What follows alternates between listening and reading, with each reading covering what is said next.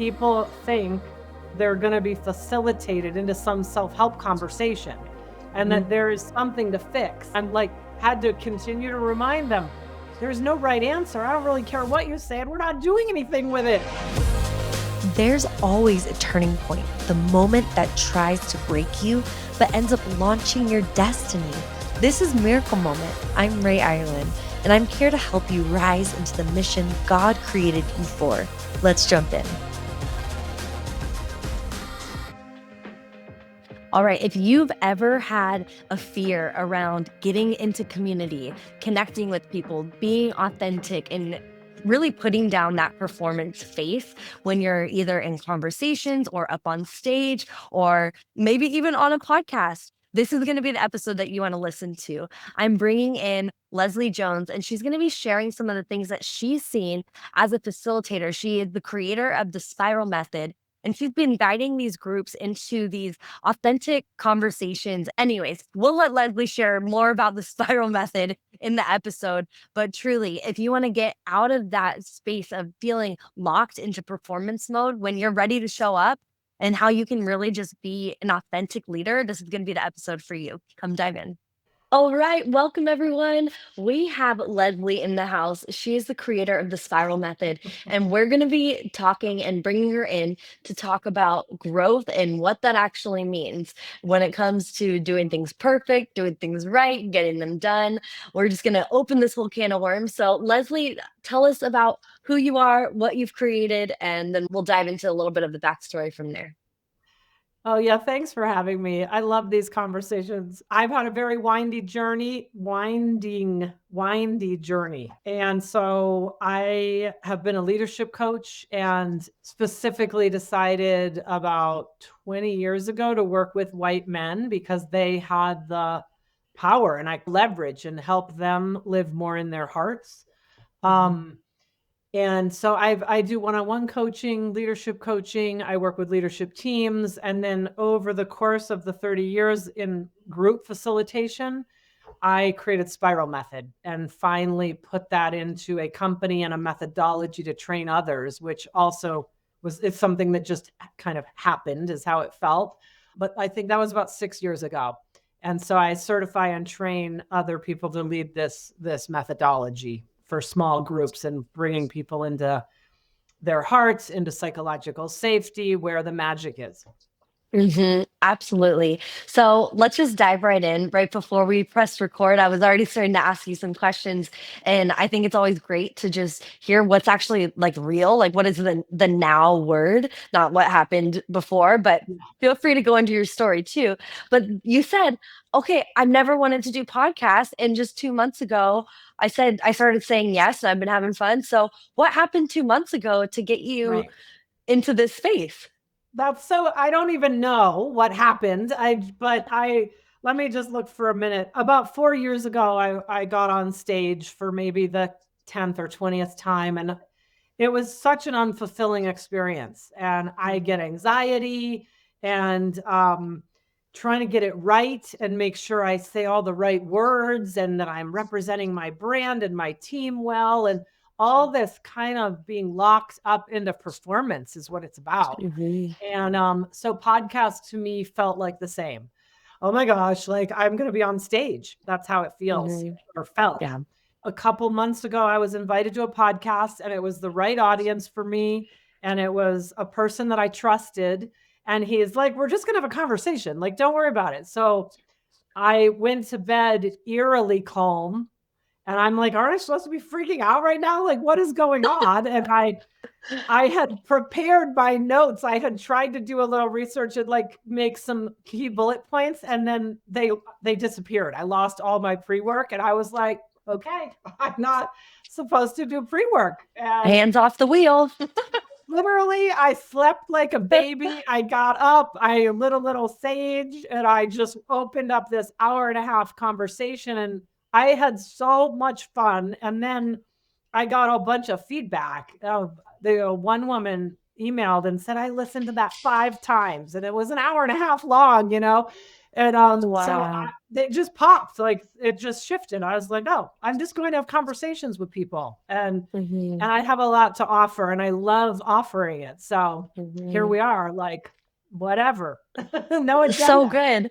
So good. And I love it because I actually came into recording this and I was like, I want to actually talk about perfectionism and stopping and what's getting in your way. And really, we take our own medicine first, right? As leaders. And so I just love that you just went through that. And I'm curious, like in these last 2 months of you experiencing that, have you seen any shifts in maybe the relationships in your life? Because when we change, sometimes it changes the way that we're seeing things, and then it actually invites others to shift and change out of that too. Did you see a ripple effect happen? Yeah, I mean, there is so much to say about all of that. I've been in a 5 year kind of menopause, the butterfly cocoon, like being squeezed through this crazy portal and finally Hmm. coming out the other side. And I Hmm. love how when we really are doing our work, coming out the other side is often a surprise and you don't Hmm. realize how much you were stuck, or Yes. so it's been layers and layers, and I keep saying I feel like I'm getting more back to myself than I've ever been, actually. Hmm. But it was part of being squeezed through these tiny little holes. Yeah, absolutely. Absolutely. Yeah, we were just talking about like the ripple and like as you're going through that, Yes. you could serve your clients in a new capacity because now when like you said, when you're in that tight space and you're being squeezed out, sometimes you actually don't realize how uncomfortable it is because you're in survival mode, right? And you're like, I just got to get out and like let's not focus on the pain. Let's not focus on like the suffering and the weight that I'm carrying. But once you get on the other side, you're like, ooh, that was hard. And so, Well, and I, the yeah, part of that coming out and being in the other side is like just simple engagement, just being engaged, being direct, and really just honest. Like I've been getting rid of all these paradigms and distinctions and concepts and mhm, stuff that I've spent 20 years learning and teaching. I've been purposely trying to dismantle anything mental at all. And yeah. so, yes, there's romantic relationships and relationships with clients and with my children and ultimately with myself, right? That Mhm, are naturally shifting because of the breakthroughs and the work and the deep work. mhm. Yeah. Yeah. And so share with me, I'm sure this also connects with the spiral method, of course, right? Yes. You're probably taking yourself through that. Share with us a bit of what the spiral method is. The spiral method, it starts with 3 games, and we sit in a circle and we go around with playing the games with very specific operating agreements. Mhm, And ultimately, those, as a facilitator, you're modeling those aggressively in mhm, the beginning, but the group begins to take them over. So, like if someone is rambling, for example, I'll interrupt them and shift things so that we keep on track. But it'll end up, the group will start interrupting and saying, land the plane, or like, come on, it's time to move on. Um, so there becomes a new culture.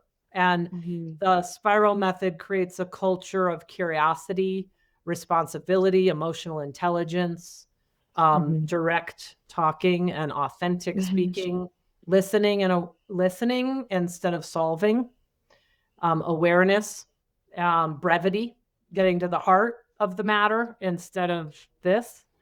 Uh, mhm, and so the new culture then puts everyone in a flow state within an hour, 15 minutes, hour and a half, a group of 12 to 16 people usually. Everyone's in a flow state. So we mhm, leave nourished and connected to each mhm, other and to ourselves. And it's a tight container. It's a very clear container. If you think about masculine and feminine balance, the containment is masculine so mhm, that the feminine can move. And that's where magic happens, I've found. mhm, Spiral is feminine, method is masculine. mhm, It's all designed very very strategically for cohesion and collective wisdom. And Mhm. I'll say just lastly, this feels like an important piece. I've been part of workshop culture for a very long time. And I've been learning at this age, at 55, I've been really coming to terms with the downside of workshop culture, Hmm. transformational experiences, all these concepts I've been telling you about, and the place where they actually can cause disconnection, re traumatize people, set up expectation after a 2-day workshop, and it's mind blowing. And then you go home and you still have reality, and there's often integration is missing.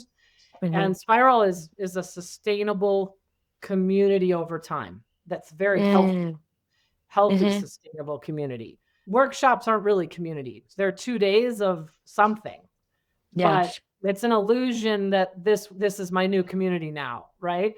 Yeah. So I'm tracking a lot of that right now in the field, out there. Yeah. Hmm. Yeah, I think it's so important, and especially as leaders, whether that's you're leading a business or leading a family, leading a community, we need our own community to plug into.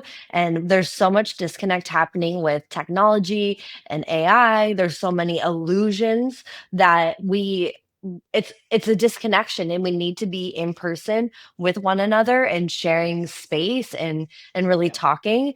And so, what do you see for the future for communities as more and more AI and technology, becomes more and more just something that Yeah. we cannot avoid? Yeah. How do you see us like surviving and thriving in that? Yep. I mean, I am holding true to real people, real conversations, Mhm. the real world. And Mhm. I think it's so scary that like these kids, new kids, they're Mhm. not going to know the difference between reality and a Mhm. video.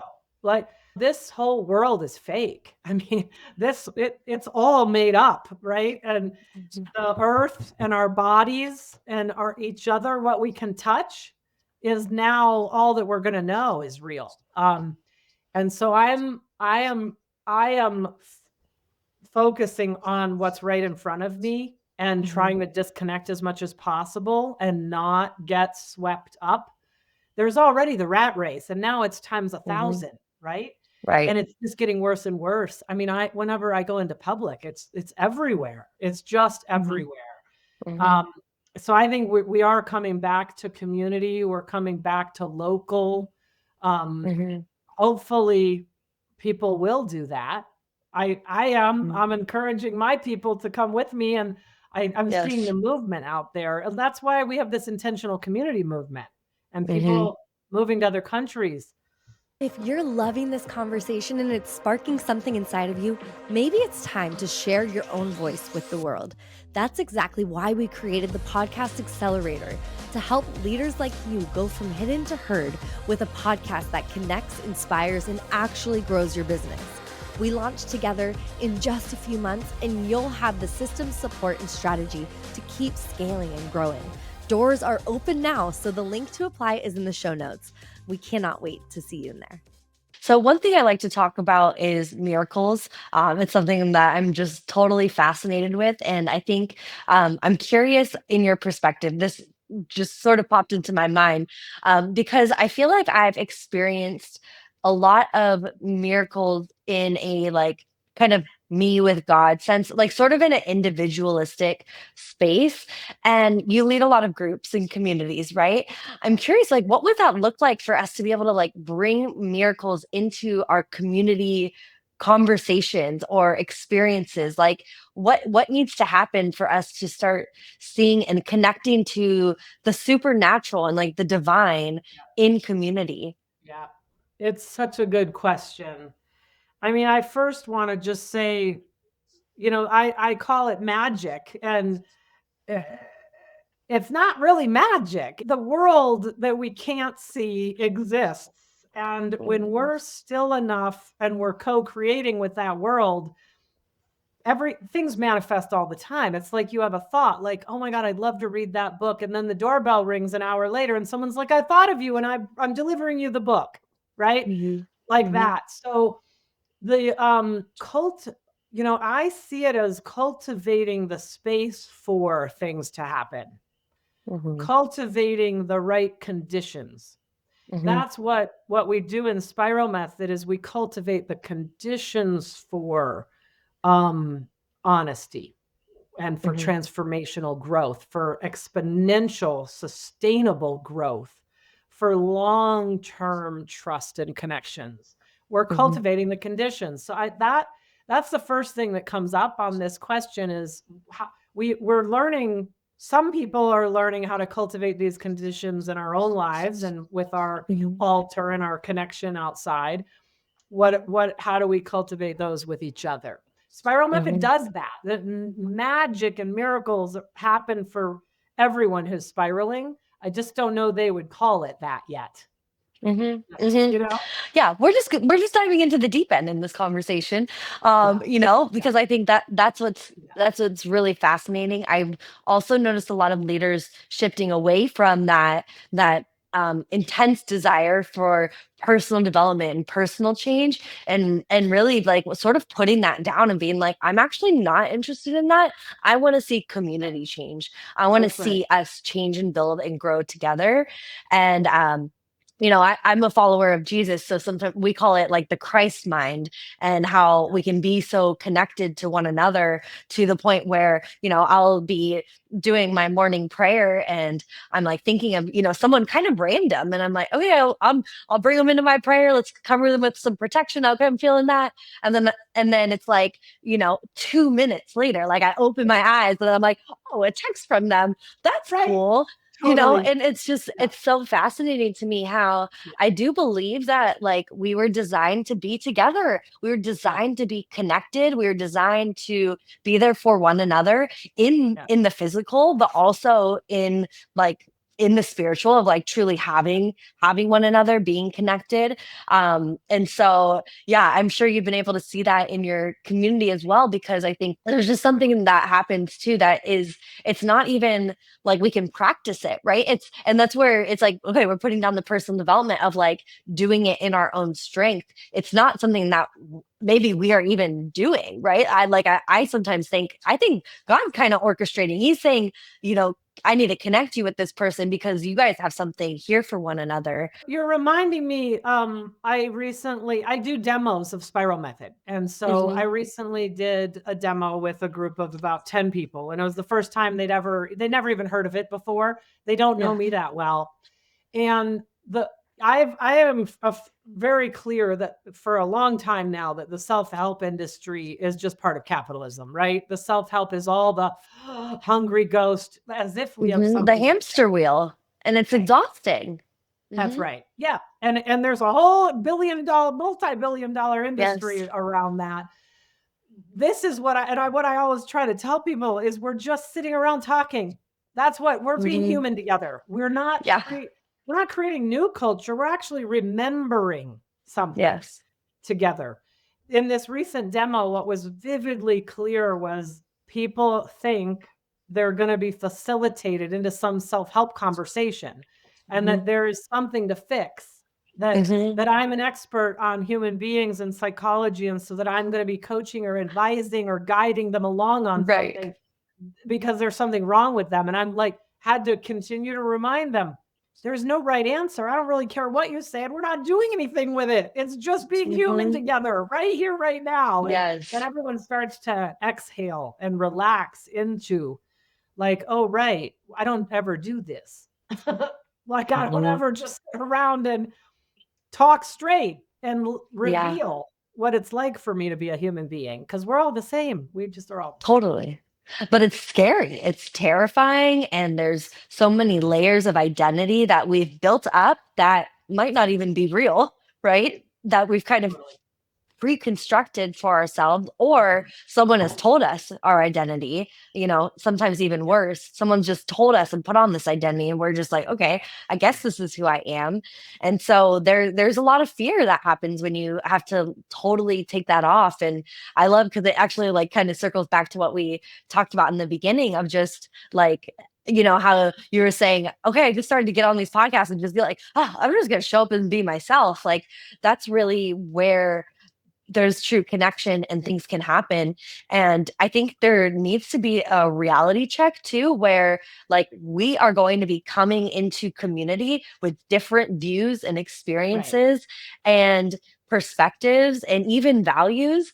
And how do we relate and Right. actually have conversation? Because we see all over the news, especially in the US, how insane it is, and just so much fighting and violence around even just sharing perspectives. And I really feel like there's something surging from local small communities, because if we can just get together and sit around the table and just talk, like that's a lot easier to do than these huge public platforms. Of course, we're here on a Right. podcast because we're a little extra bold and raw, I guess. We're like, Well, just put it all out there. But it starts but with just being able to speak your truth around the kitchen table, don't you think?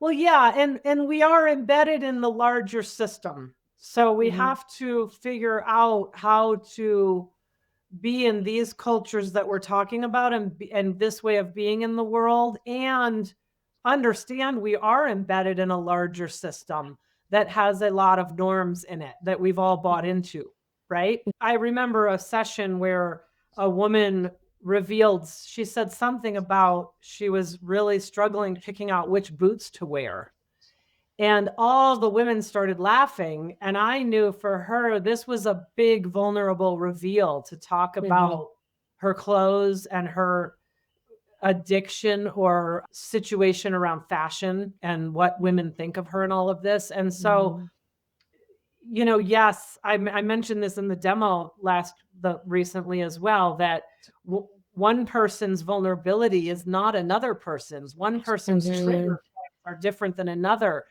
Part Hmm. of what how the spiral method is designed is it care and trauma informed is Hmm. embedded in the method itself. So I honestly, I don't, it's not easy anymore for me to be in conversations that don't have a container, Hmm. right? The world is so volatile, and social media is designed to create polarity and this Hmm. fighting.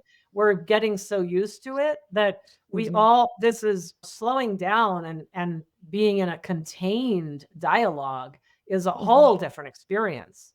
Yeah. And we are learning and growing in that experience with each other, right? Like that's the Hmm. only way I know how to do it. Totally. Totally. Yeah. I mean, I can relate just because I've also, have experienced that. And I think once you experience containers where you're being held and you're not having to hold the container, there's just such a relaxation and a new vulnerability. I think of even like me and my husband, we have to have our therapist because it's not Yeah. like we can't say these things to one another. It's just like the edge Yeah. just gets softened, and Right. and we're like, okay, they heard that. Okay, everyone heard that. Are we good? Okay, we're good. Okay, let's work through this, Yeah. and Yeah. so yeah, it just makes me kind of think like, how do we do that? And I guess it sort of backtracks in my mind. I'm like, we just gotta. It's about going back to the younger generations and setting them up for success, because Yeah. if you don't know, if you haven't experienced those containers, then you don't know. It's like my friends who are like going through divorce and they haven't really worked with a therapist ever. I'm like, you just don't know what could be there Yeah. because you haven't experienced being held in that way. It's so fascinating. There is a fear of entering into community. This Hmm. like social anxiety, our mask comes up, our automatic performance and covering something, right? And then inside of the containment, if that's done well and the conditions are created well, what happens is everyone relaxes and finds out it is okay to talk about real stuff with strangers, even, Yeah. and take care of yourself. Like trust takes time to develop, trusting ourselves in community and trusting others. This is what's needed, right? Here we are. Hmm. Yeah, absolutely. Well, Leslie, thank you so much for being on this episode. You are obviously a wealth of knowledge when it comes to community and creating that safety. So I appreciate you just sharing your perspectives on what you see, for potential futures for us and what to look out for. And I really think that every leader, if you can sharpen this, because I've been in so many like masterminds and groups, like long containers, not just the weekend workshops, but I feel like that really is a skill, and it differentiates the containers completely when the leader really understands how to create that safety for people to take off their masks. So I just really want to just appreciate you and what you're doing. I know it's so important, especially for, like you said, men that are leading families, businesses, or even like their work environments. It's just absolutely key. So we're going to have all of your links below in the show notes. And everyone that's listening, go check out Leslie and her work. And Leslie, any final words as we wrap up here? I'm just inviting anyone who's inspired to create these kind of spaces to come join us. The Spiral Method is having an explosion and a lot of movement right now, and we're looking for those right people to come be spiral facilitators. So April Awesome. looks like going to be a next cohort. Awesome. Amazing. Well, thank you, Leslie. Thank you, everyone. We'll talk soon. Thanks for listening to Miracle Moment. Share the episode, hit follow, and join us every Thursday for prayer and activation. For more tools to rise into your God-given mission, visit rayireland.com. See you next week.